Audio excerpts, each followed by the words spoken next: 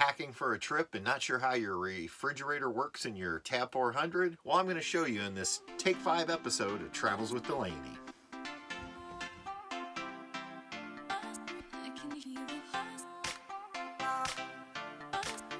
Welcome back, everyone. I was just getting ready to load up our refrigerator and thought I'd share with you a few interesting facts and tips on the two-way Norcold refrigerator that comes in the Tab 400.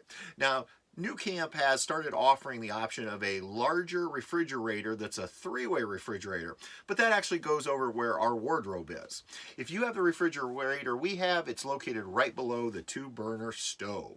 So let's go ahead and talk about this refrigerator.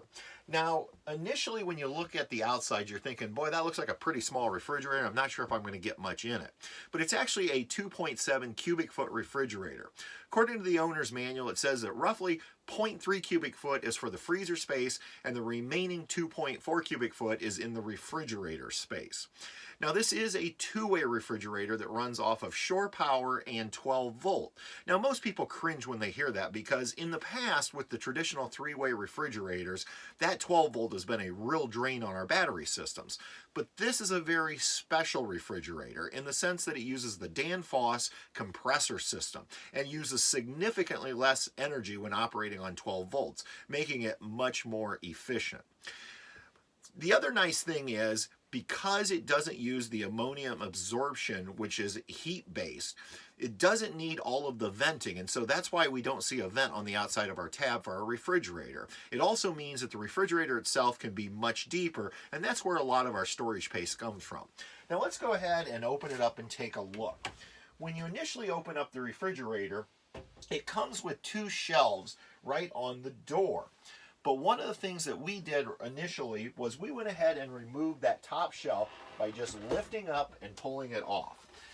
Now, you can do one of two things with this. You can just put it away someplace and save it in case you ever want to use it again, or it will actually slide in on the bottom and work as a nice little container to keep loose items, whether it be lunch meats, shredded cheese, cheese slices, or items like that.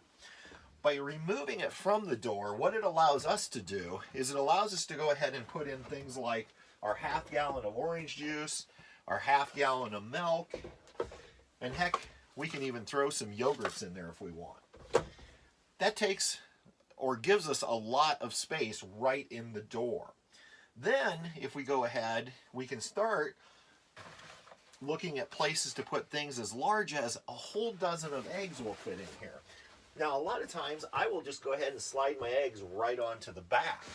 And then there's still plenty of room for fresh vegetables, like tomatoes and mushrooms, or even this bag of lettuce. Now, the shelf in here can also slide out. However, we like having the shelf in there, and a lot of times we'll lay things like sodas and bottled waters in here. The shelf kind of helps from flying out while we're going down the road. Now let's talk about how you actually operate the refrigerator. Unlike the more traditional 2- and 3-way refrigerators that you normally see with a control panel on the outside, with this particular refrigerator, there is no on or off switch. It's just the thermostat control that's going to be located in the back on your right-hand side. When it is set to 0, it's in the off position.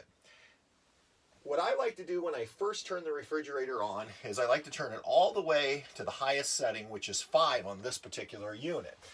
Once the refrigerator gets good and cold, then I will adjust it down to a more favorable temperature.